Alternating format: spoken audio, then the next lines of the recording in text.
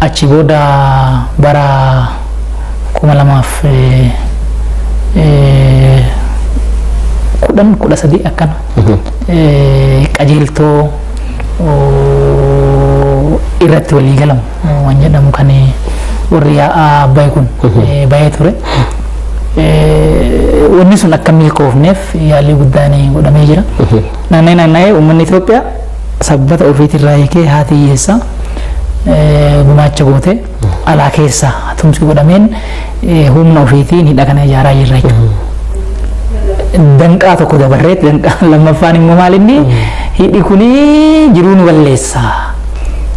Wanni misoomaaf hojjetamu kun kanaa'uu ani bishaan tarbaayinii qofa rukutee darbu kun hin ta'u hayyama keenya malee kan jedhu dhufe jechuudha. Yeroo jalqabaatiif dhimmi bishaanii mana maree nagaa eegumsaa mootummoota gamtoomaniitti ilaalame jechuudha. Haa ta'u immoo dubbiin achirratti erga dhagahamee booda ani baduufan deema parsantiin 2 qofti yoo irraa cite bishaan kun uummanni keenya miliyoonaan lakkaa'amu hojii ala ta'aa beelaan dhumaa ka jedhu kallattii sanitti dhiyeessuuf yaalamee akka yaaddoo nageenyaa ta'etti yaalamee bakka sanitti falmii godhameen keessattuu Dr. Injiinar Silashii Baqqaleen ejjennoo Itoophiyaa yaada Itoophiyaa hirmaattotaaf sirriitti ibsanii jiru. Murtaa'ee dubbiin kun dubbii misoomaati. Achumatti gamtaan Afrikaa halaaloo ka jedhutti murtaa'e. Itoophiyaan immoo jalqabarraa ejjennoon isii kanuma ture. Walii wajjin mari'annee walii wajjin dubbii misoomaati irratti hojjechuu qabna. Wanni kun waan misoomaati. Biqiltuu fa'aa waliin dhaabuu qabna. Bishaan akka dabalu roobni akka guddatu gochuutu nurra jiraata. Sun yoo akkas ta'e bishaan wal nu gaha nurraa onafa karaa kanaa hojjennu jennaan isaan yaa of tuulummaan keessa jira. Bishaan kun keenya namni biraa irraa unachuun qabu karaa jennuun akkanaa ture. Manni maree nagaa eegumsaa mootummoota gamtoomanii immoo Afrikaatti adeemu jedhee akkuma nu jenne san ta'e kun Itoophiyaadhaaf injifannoo guddaadha. Uummata Itoophiyaatiif injifannoo guddaadha. Hidha keenya hidhaa jirra. Buutiinsa marsaa lammaffaa jalqabnee jirra. Namuu miidhuu fi miti gadadoo jalaa bahuu fi kan akkasumatti ilaalla. Kanatti aansee torbeedha. Asitti ammoo guyyaa kaleessaa pirezidaantiin mootummaa Ijipt pirezidaant Alsiisiin hidha haaromsa guddicha kana faana wal qabatee ergaa nagayaa fi ergaa waliin misoomu Itoophiyaa fi Suudaaniif dabarsanii yaadama jedhutu ka'aatii jira. Egaa kana dura Ijipt Itoophiyaan keessaanis akka okkorri cimaa ishee mudatu alaayis dhiibbaawwan mootummoota biyyoota gamtoomanii akkasumas kanneen maallaqa Itoophiyaadhaaf liqeessuudhaa danda'an liigii arabaa fa'aa bira deemtee dhiibbaa guddaa Itoophiyaa irraan geessisuudhaaf yaalaa turteetti. Torbee darbe erga manni maree nageenyaa mootummoota biyyoota gamtoomanii murtoo kana fudhate asii immoo Itoophiyaadhaa fi Suudaaniif ergaa nagayaa dhimmi hidha haaromsaa dhimma waliin misoomuu malee ajaa biraa kan taanetti kaasaa jiru. Kun ammam fudhatamaa fi qabatamaadha jennee kaasuu dandeenya. Of duubaa shiran qabu.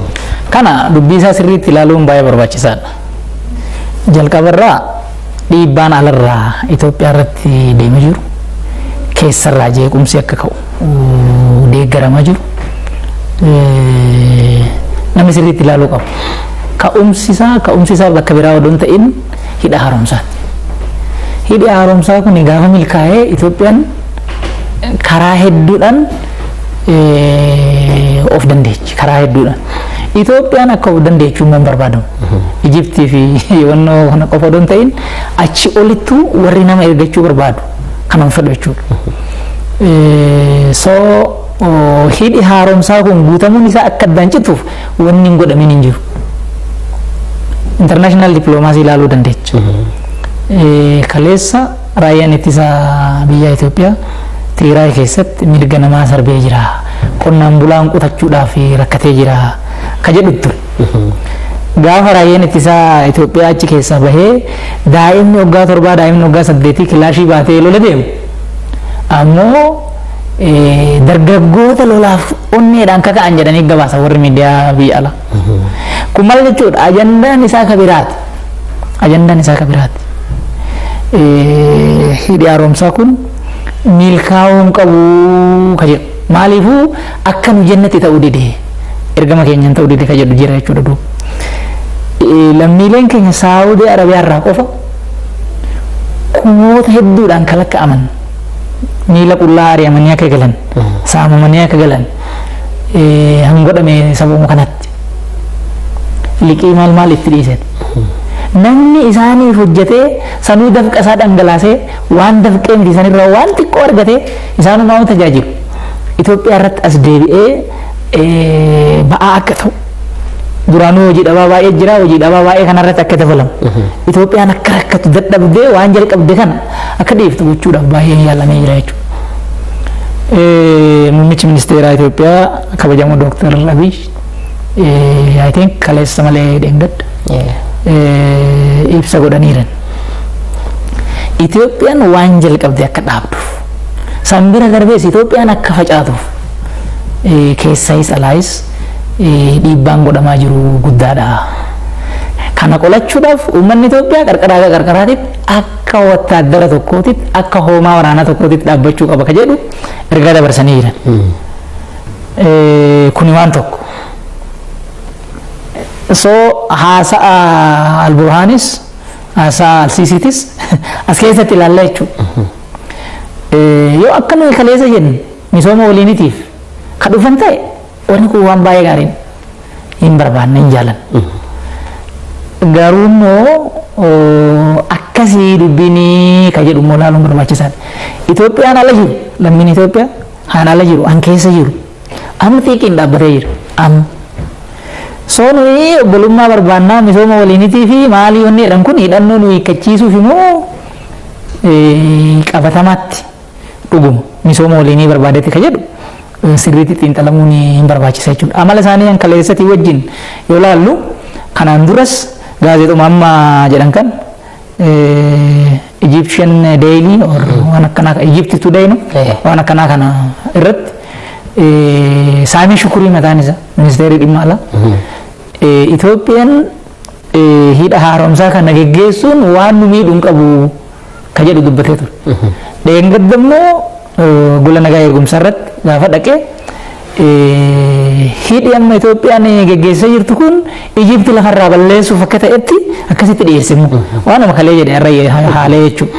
Kanaaf warra kan waan isaan amma irraatitti nu godhan waan isaan amma irraatitti jedhan ilaallee waliigala dubbii gaafa madaallu jechi jaraa fayyaan fakkaatu jechuudha. Kanaaf mee dhiyootti yookaan achi siqee maalinya warri kun yaada ilaaluun hin barbaachisaa jechuudha. Uummanni keenya xiiqidhaan alaa keessatti wal hidhatee han jalqabe han dhaabbate kan hidhannoon kun hiikkachuun qabu raayyaa ittisaa daranuu jabeeffachuu qaba gama hundaan bira dhaabbachuu qaba kana irraanfachuun irra hin jiru misooma waliinii hin barbaanna garuu immoo nu jaalala waan barbaanneef qofa namni karaa san dhufe innee waan hin abdanneef of eeguun hin barbaachisa. Hayyee gara filannoo marsaa jaaffaa biyyaalessaa waxabajjii 14 raawwatee fi qabxii waliigalaa boordiin filannoo biyyaalessaa torbee darbee keessa baasettan isin deebisa. Egaa filannoon kun hirmaachisaa ta'uu haqa qabeessa bakkee bakkeettis immoo rakkoon kan jiraatu ta'ullee filannoo seena qabeessaa fi boqonnaa haaraa biyyattii jijjiire jedhamuudhaan dhiyaateeti kan inni jiru. Kana keessatti immoo badhaadhinni sagalee caalmaa argatee paartii mootummaa isaa hundeeffatu ta'eeti jira. Mee kanarratti maaltu isinitti dhaga'ame akkamittis qabxiin akka kanaa kun argame kan jedhu taa dabarra. Baay'ee gaariidha. Akkuma tuqaaftee filannoon kun filannoo seena qabeessa. Uummanni Itoophiyaa bara 1960 irraa kaasee bilisummaadhaan mootummaa ofii fedhu ofiin ijaarrachuudhaaf gatii gurguddaa kaffalee jira. Bilisummaa keessa dimokiraasii keessa waa hundi jira waan ta'eef. Haga ammaatitti sun hin taane. Barana boordii filannoo walabaan bakka manni murtii walaba ta'etti bakka koomishiniin mirga namoomaa walaba ta'etti dirreen siyaasaa banamee miidiyaan namiifuu walqixa ta'ee sadarkaa sanitti filannoon geggeeffamee jira. Kun sadarkaa duraatitti filannoon geggeeffamu qofa odoo hin ta'in filannoon kun karaa nagaa xumuramee jira. Uummanni biyya kanaa sadarkaa inni itti hiriiree filannoo gaggeesse halkanii dhaabbate odoo alarraa shiggir mangistii mootummaa ce'umsaa godhaa jedhamu odoo keessarraa shororkeessitoonni isin ajjeesna quba isin murraa deemtanii filatinaa jedhaniin akkasitti bahee filatee jira uummanni biyya kanaa.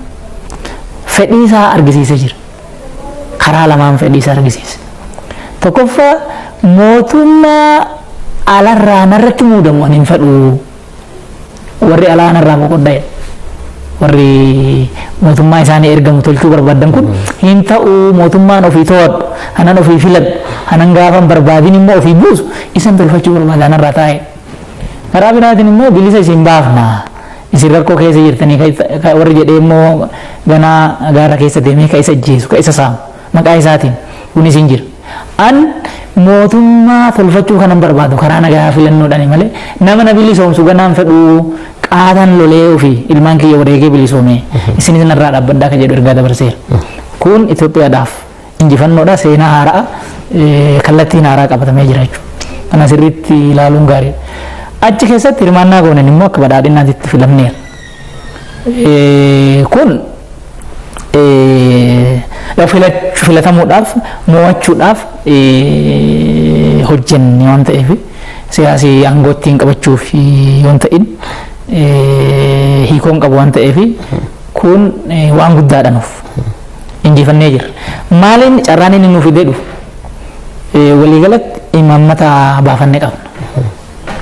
Siyaasa irratti imaammata qabna, diinagdee irratti imaammata qabna, hawaasummaa irratti imaammata qabna, maanifeestoo keenya irratti argisiisnee jira.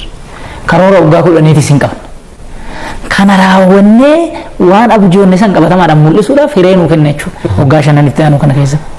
Waggaa 3 darban kana keessatti waan mul'isni jira. Inxooxxoo ilaaluu hin dandeecha. Waan hidha haaromsaa irratti hojjenne ilaaluu hin dandeecha. Piroojeektoota 11,000 finne barana Oromiyaa irratti qofa. Qonna tiraanisfoormii godhaa jira jijjiiraa jira. Tiraakteriin dhufaa jira. Kaleessa ilaaluu dandeecha.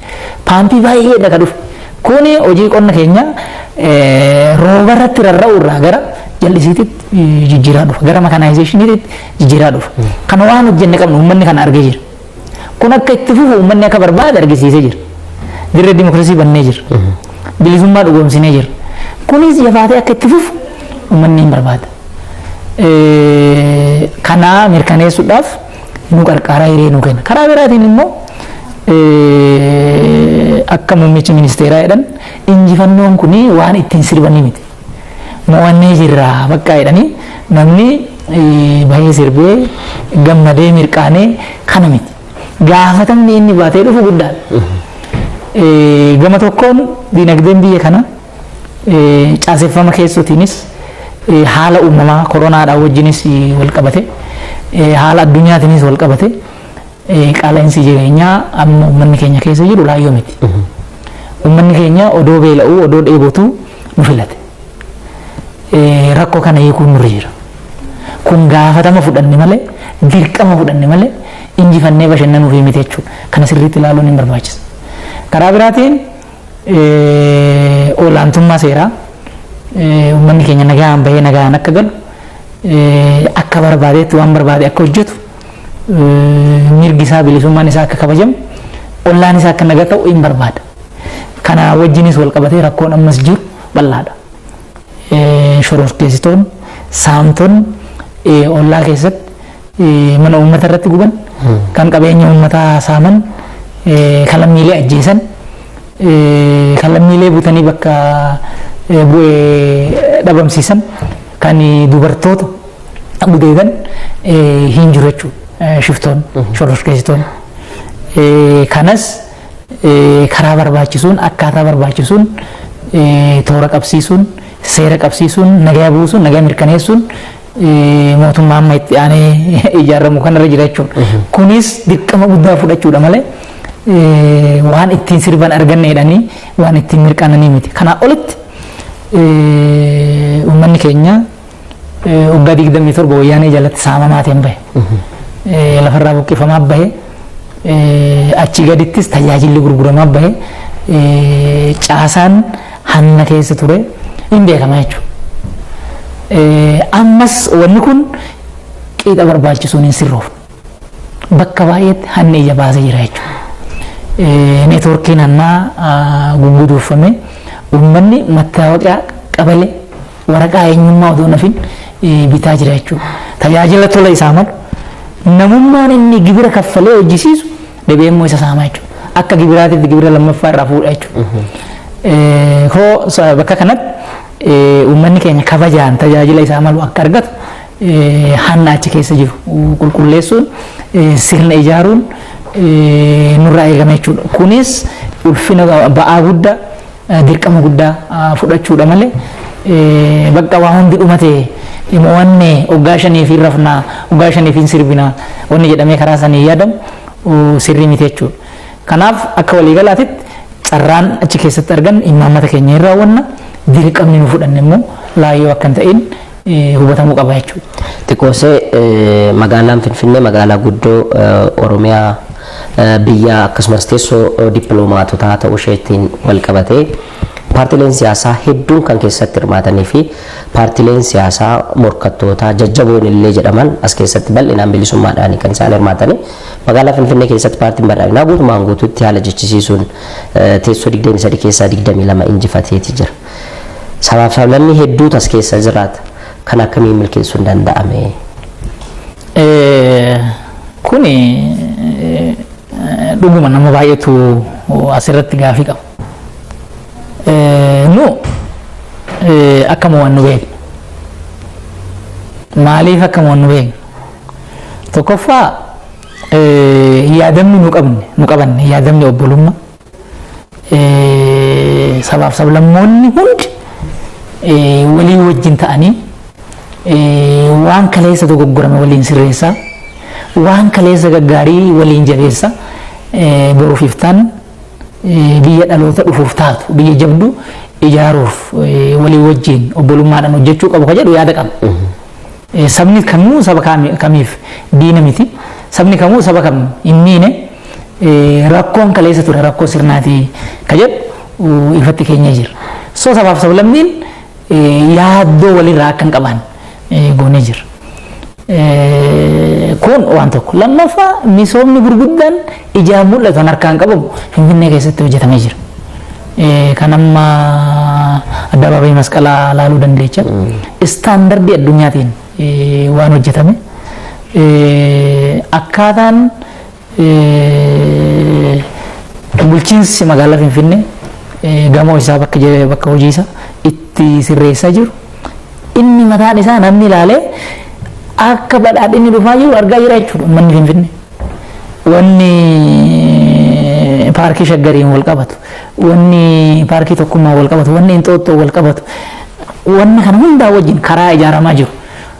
Hundumaa wajjin kana hin argaa jechuudha. Waan argee qaba jechuudha. Kana achitti immoo warri morkataa ofiin jedhu kun Finfinnee oolchina balaarra ka jedhu ajandaa akkasii qabatee an dhufee jira. Sun ajandaa jeequmsaati. Finfinneen sulultaa wajjin walitti hidhamuunis jireenya isiitiif dirqama. Eenyurraa Finfinnee baraaran. Xaafoo wajjin Finfinnee walitti dhufuun dirqama. Yoo dhufuu baate bishaaniin walitti hidha. Cirrachaan walitti hidha. Waan baay'eetu jira. Wanni nyaataan achiin gala.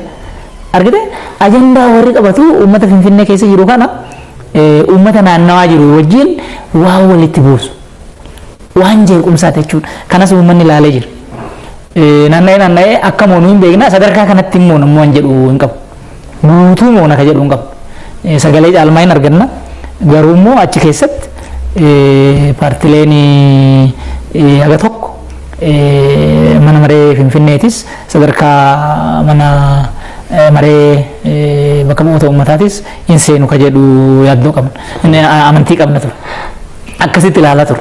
Garuu uummanni waan hundumaa laalee bitaa mirga laalee waggaa 5 itti aanu kan badhaadhinni waan jalqabe isaa milkeessu waan dubbate kanas qabatamaadhaan nutti agarsiisu ka jedhuuf sagalee nuu kennee jira.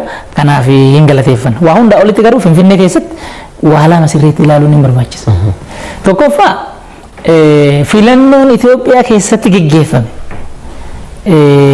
haqa qabeessa dimokiraatawaa ta'uu bakki itti argisiifame keessatti addatti Finfinnee. Maaliifuu bakka biraa sababa loojistiksiitiif namni deemee ilaaluu waan dandeenye. Bakki akka rakkinaatitti ilaalle jechuu danda'u jira. Finfinnee keessatti garuu qarqaraatitti namuu keessa deemee ilaalee jira. Namuu keessa deemee ilaalee jira. So Finfinnee keessatti paartiin dhibbaaf dhibba moo'e. Bakka biraatitti akka moo'e yaaduma himama jechuudha. Akka moo'e yaaduma himama. Yaaduma loojikiin hima jechuudha. Dimokiraasummaa filannoo kana sirriitti agarsiisa jechuudha wanni Finfinnee keessatti ta'e. Badhaadhinni hammam jaalatamaa akka ta'e, badhaadhinni hammam fudhatamaa akka ta'e, ajandaan badhaadhinaa hammam uummata Itoophiyaa biratti akka bitame hin argisiisa jechuudha. Tokko kana ilaaluudha. Achi olitti immoo Finfinnee kana jidduu gala godhanii filannoo barii jeequmsa kaasuufis qophiin turee jira. Amma bakka qubattoonni juntaa jiran baay'eetti filannoo eenyu filanii itti ilaalte warra Finfinnee baraarra jedhu filan. Warra Finfinnee baraarra jedhu filan beeku achitti. Finxaalayyiin gama keenyaallee Oromoon Finfinnee keessa jiru badhaadhina filinii warra biraa filu. Waggaa kaan Ibeeman hundiinaa abbaan abaluu hundiinaa ka jedhu ilallabu. Gaafa filannoo dhufu garuu Oromoon badhaadhina filinii sun maal jechuudha ajandaan bakka san jiru. Filannoo barii yoo abbaan biraa kamoota ta'e badhaadhinni Finfinnee gurguree maata jechanii ka jedhu ajandaa gochuuf. Kanaan immoo amma wayyaaneen wanni inni abdatee amma jeequmsummaa kaabatti kaase kan yoo laaltote. Filannoo barii Oromiyaa guutuu Finfinnee keessatti ibiddatu qabata waan ta'eef kanaan wajjin wal qabadhee achi keessa dandamadhee dhufee arakiiloo deebi'aa ka jedhu abjuu akkasii keessa ture. Uummanni Itoophiyaa immoo keessattuu uummanni Finfinnee immoo ajandaa kanas laale egereen biyyaa karaa inni itti fufuu danda'u asirraan hidhee filannoo isaa geggeesse jechuudha. Hayyeegaa karoora baay'eetu filannoo taanee akka paartii keessanitti qabdu. Dabalataanis ajandaa kamiif dursa kennitu? Ajandaan akka biyyaatti amma deemaa jiru akkuma jirutti ta'eessatti dandeebi'a. Garuu waan fuulduratti gama misoomaatiin milkeessuudhaaf yaaddan keessaa kamiif dursa kennitanii maal hojjettu eenyu waan sun raawwata? Waa hunda caalaa yaa waa hojjechuun dura eenyutu hojjeta ka jedhu laaluutu barbaachisa. Namni hojjetu mootummaadha. Mootummaa ijaarraa jechuudha itti aane. Sadarkaa federaalaatitti mootummaan ni ijaarama. Sadarkaa naannootti mootummaan ni ijaarama. Erga bakka kanatti mootummaan ijaarame immoo caasaan achii gadi jiru akka akkasaatti hin sirreeffama jechuudha.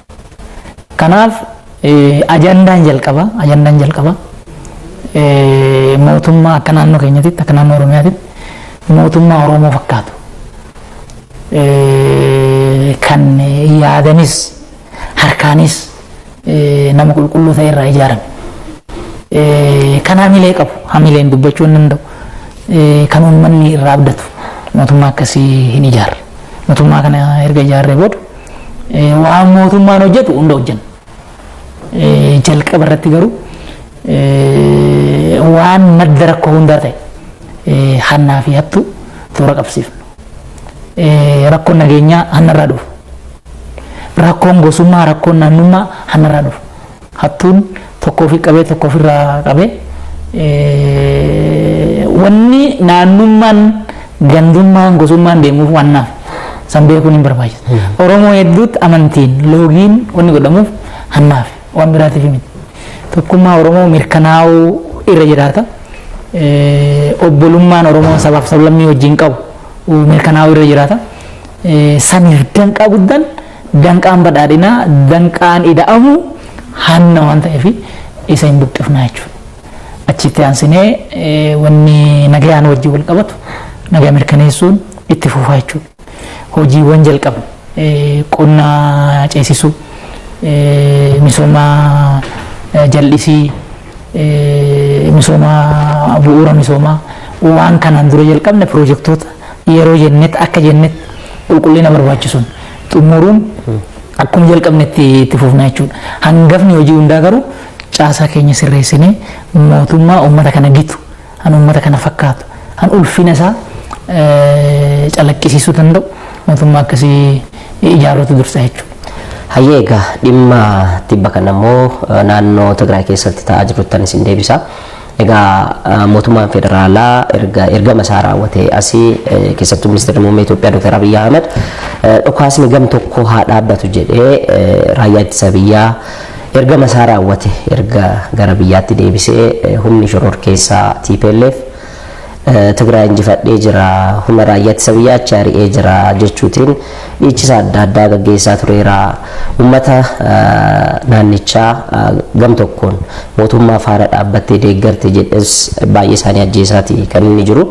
Darbee isaan maallaqaatti dhufanii daa'imman umuriin isaanii raayyaaf hin geenye raayyummaadhaaf hin qophoofne meeshaa hidhachiisee yeroo adda addaatti balaa hin malleef saaxiluudhaaf deemutu mul'achaatii ture.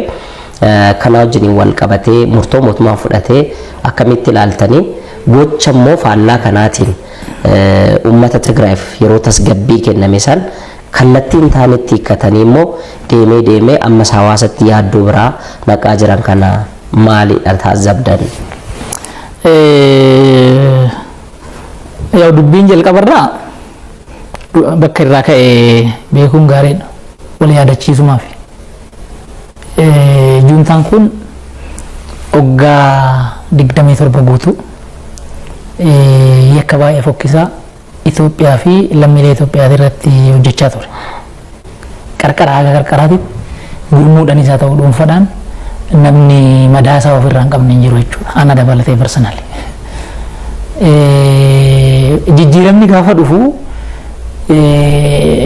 wanni irra caalu ka gara fuulduraati. Ka darbe dhiifnee fuulduratti haa xiyyeeffannu. Dhiifamni isin haa ta'u odoo jarri hin gaafatin. Dhiifamni isin haa ta'u jennaan kanallee didanii galanii galuu qofa miti achi keessa ta'anii qarqara hundatti ibidda qabsiisaa turanii sanbira immoo darbanii raayyaa ittisaa dhoksaadhaan rukutan. Gaafa san amma isaan ga'aniin beekta.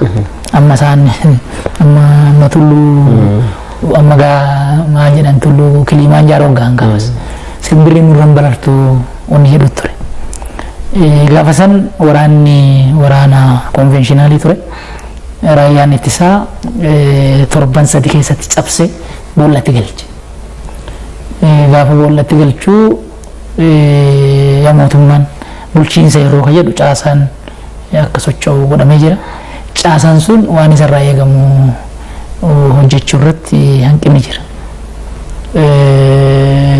Gariin ofiifuu waggaa 40 wajjin ture waan ta'eef itti makamuudhaan aga namoota muraasarraa kan hafe fakkaatanii juntaa gargaaruun baay'atuma mootummaatiin wannoo gochuun turee jira. Achi keessatti juntaan hawaasa keessaa dhokatee akka namni miiran taane horatu gochuun yaalee jira. Achi olitti garuu daa'ima waggaa 7, daa'ima waggaa 6, daa'ima waggaa 8 fuuldura oofee achittis ijoollee bira dabareedhaan oolchee hashiishii obaasee macheessee gowwoomsee ibiddatti oofaa ture. Raayyaan ittisa kana wajjin walitti bu'uun barbaachisaadha miti. Uummata daa'ima xixiqqoo homaa hin beekne kan fixuun hin danda'amu waan qabu. Garuu immoo ajjeeftu daa'ima ajjeese han harka duwwaa jiran ajjeese jenoosaaydiidha sanyii balleessuudha yakka waraanati han jedhu immoo dubbiin akkasii kiyyeeffamee waan tureef kunis hin barbaachisu. Sanii olittis uummanni kun konflikti keessa walitti bu'iinsi keessa yeroo dheeraa turee jira. Sababa isaaniitti qotachuu hin dandeenye beelli bu'uuf deema jedhamaa jira alarra. Mirgi namoomaa sarbamaa jira jedhameetti bakka hin balleessinetti itti abaaramaa ture mootummaan. Osoo duubatti murteedhaan bahe jechuudha. Gaafa mootummaan murteedhaan duubatti bahu moone jedhee guyyaa 5 immoo booda guyyaa 5 immoo 6 boodaan Maqalee dhufe. Erga mootummaan Maqalee gadhiise booda guyyaa 5 6 boodaan Maqalee dhufe warra. Maqalee waan ta'an achuma hoogana walitti sassaabameen dhufne jechuudha. Boollaa bahee aga Maqalee gahu guyyaa 5 itti fudhate. Nammoo haddee jedhee Amaaraa waraana jedhee Eertiraa waraana jedhee wanni sun ture. Achi amma waan amma jidduu kana ijoollee xixiqqoo anatu argitu footoo irratti waan kana ammas fidee dhufe jechuudha. Of course muuziqaan gaafa dura namni waa dheeree dhaadatu suni xiqqoo jijjiiramee jira wannoon isaa jidduutti gadi qabbanaa'ee jira. Allamata wannoo goonee jirra eessa wannoo goonee jirra maayisa miriiba wannoo goonee kun hundumtu raayyaan ittisaa bakka isaan wannoo jedhan kana keessa bahee akka duratti siin jedhe san gama tokkoon sababa mirga namoomaa isinii wanni jedhu jira lakki akkasii miti ka jedhu qabna ni amma laallu jenneeti lammaffaa immoo sababa keessanitti sababa keenyatti beelli bu'uuf deema wanni jedhu waan tureef ammas jarri diriirfatee qotatee haa nyaatu karaa jedhuun hin keessa baan amma lafa kanarra ufumaa gulufaa dhaqa moone ka jedhu odeessaa turan wanni mo'an hin jiru wanni mo'uuf ta'us hin jiru wanni deemaa jiru amma sirriitti addunyaan afiif bayyeera jechuudha wanni kaleessa achi keessatti hin beekamin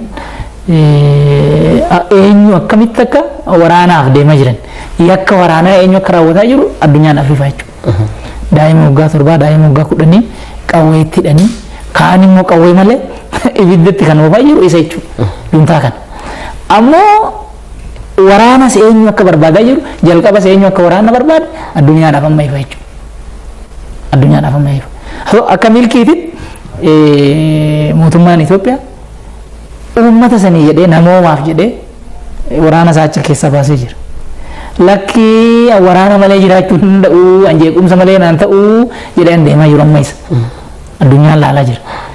Of course addunyaan interestii fedhii mataa ofii waan qabuuf yakka waraanaa amma inni raawwatu kan ka daa'ima inni bobbaasu kana warri jajju jira miidiyaan. Asirra dhaabbatee uummanni Itoophiyaa waa laalaa jechuudha. Gaafa mirga namaatii fi warri kun dubbatu dhuguma mirga namaatiif immoo gaaffiin isaanii biraati laaluu fireen argamee jira jechuudha. Kanaan dura dubbanneerra baay'ee dubbanneerra deddeebine amma garuu qabatamaadhaan mul'ataa jira. Yakki waraanaa isaan raawwatan hin faarfamu. Raayyaan ittisaa Itoophiyaa immoo harka qulqulluudhaan abaarama. Kanaan dura katoo jechuudha. Kun amma yoo xiqqaate uummata keenyaaf ifa ta'ee jira. Girgirriin amma inni uumu eessayyuu ka ga'u miti. Eessayyuu ka ga'u miti. Wanni inni itti jirus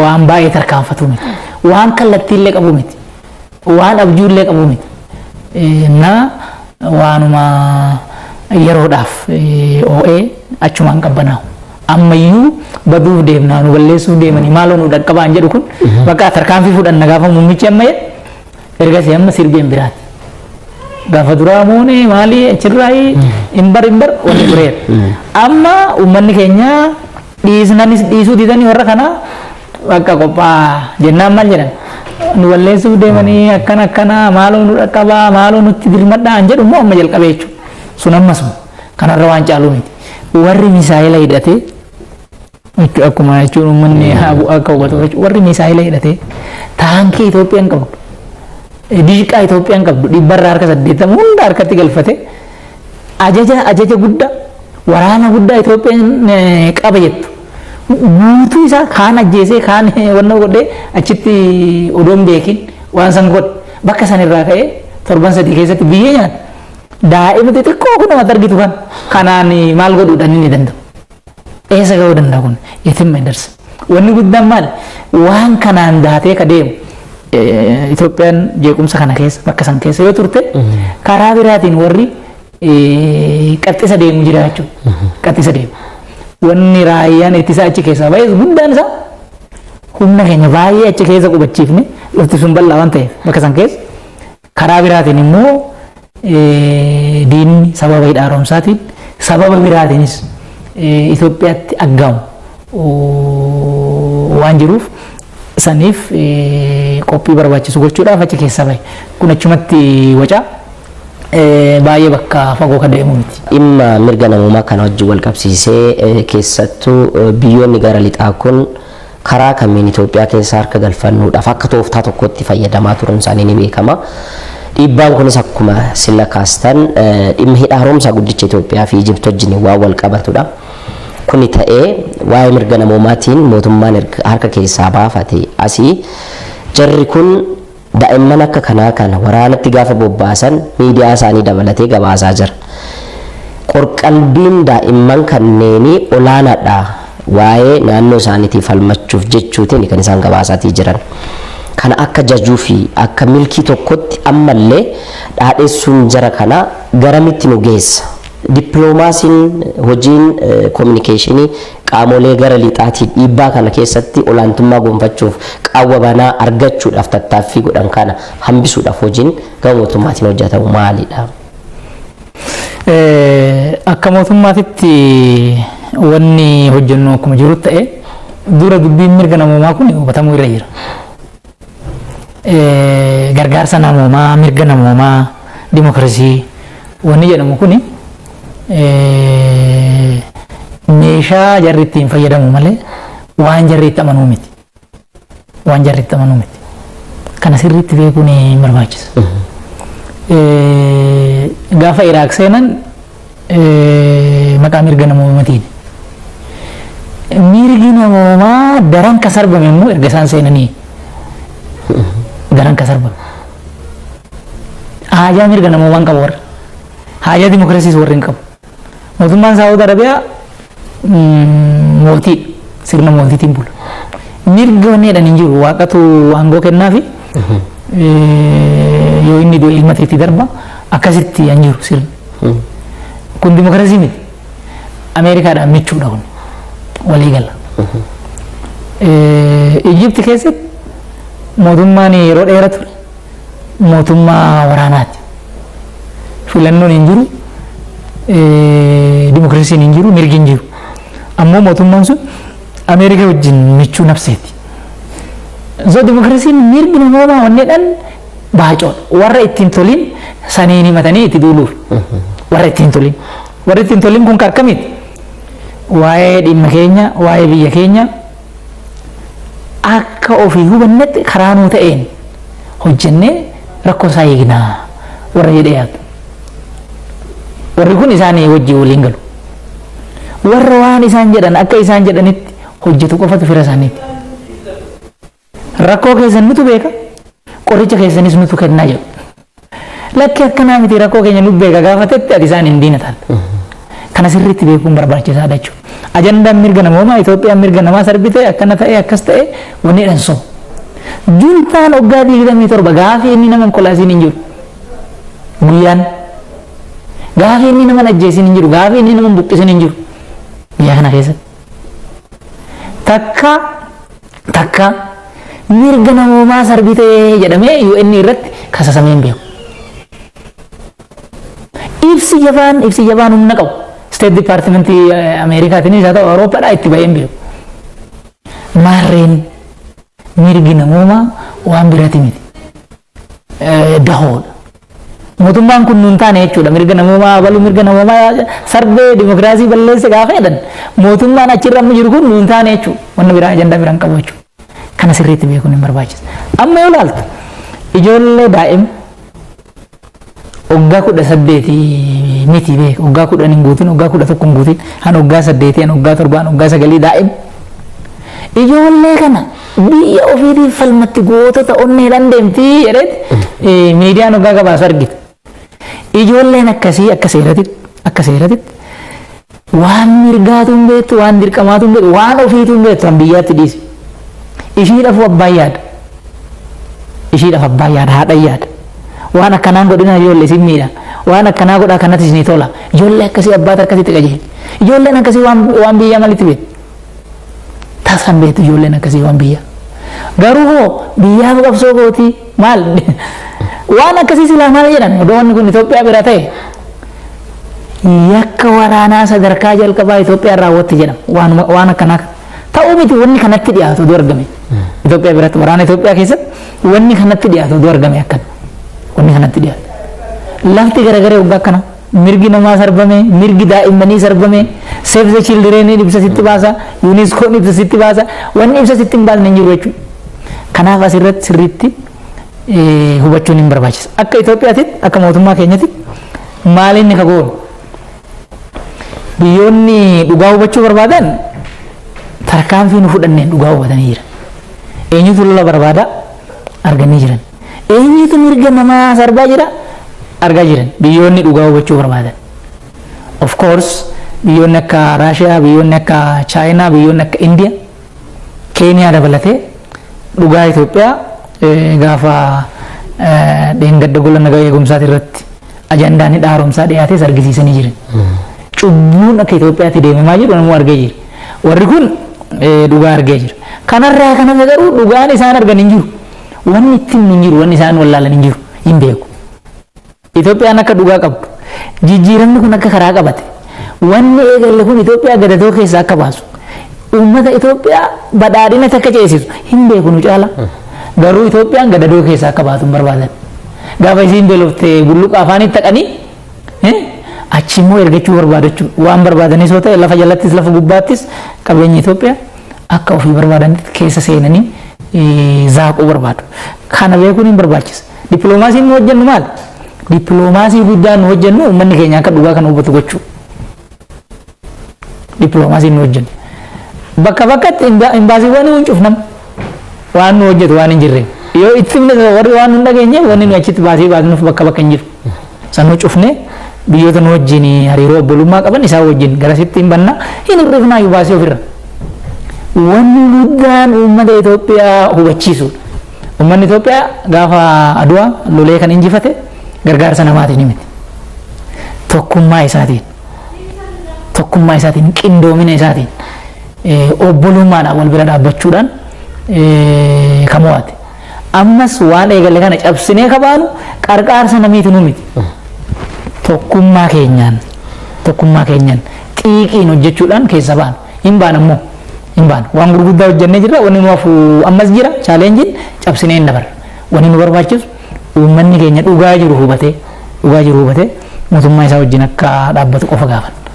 Hayyee egaa aggaammii gurguddaa fi akkasumas akkuma kaastan chaalenjoonni gurguddoon yeroo ammaa kanatti akka biyyaatti jira. Kana keessa darbuudhaaf dhaamsisin uummataaf dhaamtan yookiin immoo qaama ilaallatuuf illee dabarsuu barbaadan yoo jiraate carraan isin ilaalla.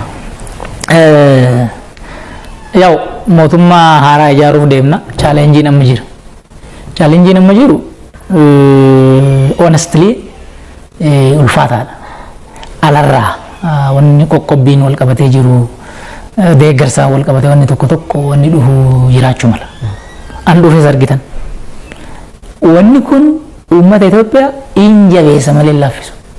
Ammoo biyyuma kamuu keessatti biyyi ka ijaaramu chaalenjii akkasii keessatti, danqaa akkasii keessatti, dhiibbaa akkasii keessatti tokkummaan uummataa gaafas jabaata. Xiiqiin hojjechuun gaafas dhalata. Uummanni Chaayinaa waggaa 50 waggaa 60 dur waan afaanitti haqatu dhabee kophee ofii muree gaafa nyaatee jira. Garuu immoo gargaarsaan achi keessa hin baane waan san keessa himaammata baafatanii rakkoo ofii hubatanii achirratti karoorfatanii uummata ofii dammaqsanii walii wajjin hojjetanii amma kun dinagdeen isaanii addunyaa irratti tokkoffaa ta'uuf xiqquma tafe. Uummanni sun uummanni Itoophiyaa lafa qaba, namas qaba, hooggansa sirrii qofa isa barbaachisa. Caasaan keenya gubbaa qabee haga jalaatti ka jiru kana hubatee uummata gurmeessee uummata tajaajilee kabajee humnoomsuu irra jira. Caasaan keenya hanni sadarkaan jiru ciccituu irra jira. Namni kanaan dura amaleeffate kana keessa ba'uu irra jira. Han kana keessa hin bahin seeratti dhiyaatu irra jira. Sirni ijaaramu irra jira. Uummanni keenya immoo obbolummaa isaa jabeessuu irra jira. Oromoon keessattuu wanni inni beekuu qabu kaleessa wanni isa kuffise tokkummaa dhabuudha. Wanni inni injifateef tokkummaa isaa agar tokko iticheeti. Waan injifate qabate waan isa hafe argachuu ka danda'u ammas tokkummaa isaa kana jabeeffachuu danda'e qofa. Tokkummaan immoo inni keessoo isaatitti qabu qofti gahamin. Biyya kana keessatti sabaaf sablammiin jiru hundi obboloota isaati. Rakkoon kaleessa ture sirnarraa dhufe. Kanaaf sabaaf sablammii hunda wajjin hariiroo bareeda obbolummaa jabeeffatuutu irra jira manni keenya. Tokko kan. Kana olitti keessattuu warri akka keessanii hayyoota fi uummata waliin ga'uu isinirra jira. Maddi rakkina hanannaa haa ta'uu, ammaalii haa ta'uu, haniyyumaa haa ta'uu hundi maddi rakkina rakkoo hubannooti, rakkoo beekumsaati. Beekumsi qixa gahaan oomishamuu qaba, qixa gahaan tamsaasamuu qaba. Uummata keenya dammaquu qaba, hin dammaqne wanni hafu baay'ee. Diinagdeen maaliin, daldalli maaliin akkamitti daldalama? Oomisha gabaaf tolu akkamitti oomishama? Akkamitti gurmaa'ama? Paartinarshiipiin akkamitti tolfama? PLC'n akkamitti tolfama? Waldaan hojii gamtaa akkamitti hojjeta? Dhuunfaan qe'ee kiyya keessatti maalan hojjeta? Isa immoo akkamittan ittiin galii kiyya guddifadha? Akkamittan qusadha? Akkamittan oomisha? Bakka rakkootitti immoo akkamittan mootummaa kiyya wajjin ta'ee nagaa qe'ee kiyya tiksa, nagaa biyya kiyya tiksa. Kan jedhu kana uummanni dammaquu irra jira. Kana eenyutu godha? Miidiyaan godha. Tokko tokko manarra deemanii barsiisuun hin ta'u. Miidiyaan wanni barbaachiseef uummata dammaqsuuf, uummata tokkoomsuuf, hayyuu fi hawaasa waliin ga'uuf. Hayyuu baay'een hawaasa keessas jira. Hayyooti gadaa baay'ee jira. Beekumsa kaleessa akkamitti as finne? Beekumsaarraa akkamitti hawaasa bira geessina? Kan sirriitti hojjechuun isinirra jira. Achirraa nafe dargaggoonni keenya dammaquutu irra jira. Kalees jijjiirama fiduudhaaf harka duwwaa diina jala dhaabbatee jira. Mootummaan jijjiirama kan qabsoo isaatiin dhufe kun dhugaa isaa lafatti hin ganne. Itoophiyaa biyya isaa jijjiiruuf, humnoomsuuf tarkaanfii gurguddaa fudhachaa jira. Achi keessaa tokko hidha haaromsaa hambara meeqa hattuu nyaacha bahe achi keessa baase amma ajandaa ta'ee jira. Ajandaan Itoophiyaa guyyaa guyyaa addunyaa irratti ka'aa jira. Kun waa malee miti. Wanna Itoophiyaan hojjechaa jirtutu uummata Itoophiyaa jijjiiruuf deema. Kana sirriitti hubachuu qaba dargaggeessi keenya. Waan kanatti bu'uu danda'u baay'eetu jira. Fagoodhaa wanni dhufu jiraachuu danda'a, dhiyoodhaa wanni dhufu jiraachuu danda'a. Waan feenu tikfachuu ka dandeenyu, waan feenu argachuu ka dandeenyu yoo dandeenye qofa. Asirratti raayyaan ittisa keenyaa jabaachuu qabu. Milishaan keenya ganda keessatti jabaachuu qabu. Poolisiin Oromiyaa jabaachuu qabu. Maaliif rakkoo keessaa nutti kaasu diin fi dhiibbaa alaa nutti dhufu qolachuu ka dandeenyu jabaanne qofa. Bakka kanatti uummanni keenya raayyaa ittisaatiifis caasa nageenyaa sadarkaan jiru hunda kabaja gochuufii qaba. Deeggarsa barbaachisuun waan humna isaa gochuufii irra jira jechuudha. Tokko kana. Kanaan gamanatti wanni achirraa gadafu hojjetaan amma sadarkaan jiru dhiibbaa kana laaluutu irra jira. Mindaan naan taanee maal naan ta'a wanni akkanaa yaaduu hin jiran akkasii. Faayidaa dhuunfaa wanni akkanaa namni yaadu jira. Faayidaa dhuunfaa wanni jedhan hin jiru. Yamanii keessa immoo faayidaa dhuunfaan hin jiru. Dhufee asii kadhachaa jira uummanni isaa. Sooriyaa keessa faayidaa dhuunfaan hin jiru. Waa hunda olitti nagaa biyyaa, waa hunda olitti birmadummaa biyyaatu dursa. Namuu kana hubachuu irra jira. Namuu kana hubachuu irra jira. Biyya diigamte keessatti namni badhaadhu hin jiru. Namni beekuu irra jira. Biyya diigamte keessa mindaan hin jiru. Kadhatanii argachuun hin jiru. Bakki qubatan hin jiru. Wanni kana godhu immoo yoo sirni diigame, yoo sirni cabe. Sirna ka cabsu immoo jimaata. Hojjetaan tokkoon isaa kana beekee bakka jirutti gahumsaan uummata tajaajiluu irra jira. Sirna ijaaruu irra jira. Ofii jecha hojjechuu irra jira.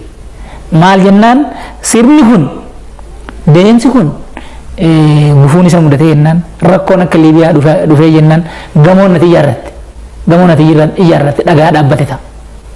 Viillaan ati ijaarratte hantuuta itti gal. Hor jaldeessa itti gal. Hiikan qabu jechuudha.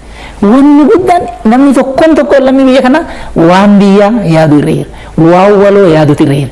Akka walootti fayyaa ta'uu baannaan akka dhuunfatti namni fayyaa ta'uu danda'u hin jiru. Akka walootti fayyaa ta'uu baannaan. Adamma yoo quba kana si dhukkube, quba kana yoo si dhukkube, qubuma kana qofa si dhukkuba miti. Qubuma kana qofa si dhukkuba miti. Mataa keessa dhukkuba. Mudaan muddii asitti sitti ta'uu danda'a. Qalbii si dhoo walii galatti jechuudha. Madaa qubaa jedhanii beekta. Maal bakki si dhukkube bakka takka garuu akkas akka walootitti yoo fayyaan ta'in namni kophaa fayyaa ta'uu hin danda'u. Akka walootitti yoo fayyaan ta'in. Kanaaf bakka kanatti gubbaarraa haga jalaatitti hawaasi keenya wal hubatee beekee dhimma biyyaatiif dursa kenne dhimma biyyaatiif dursa kennuu qofa immoo odoo hin ta'in namni nu gargaaruu dhiisuu danda'a. Namni nu gargaaruu dhiisuu danda'a. Nama gargaaruu jechuun baay'ee dadhabsiisuu jechuudha. Nama gargaaruu keessatti lammii wal gargaaruun sirriidha. Lammii wal gargaaruu ma qaba. Lammiidha waan ta'eef. Gargaarsi bakka biraatii nutti dhufu haamileellee nu cabsa. Takkee namni miidiyaan biyya abbaa wal akkanatti gargaarsaan manaa nu kenniteedha yoggaa inni sirbaa gabaasu natti dhagahama jechuudhaan honestly speaking gargaaramuu jechuun waan ittiin dhaadatan miti. Biyya akkana jiidha, biyya akkana gabbata, biyya akkana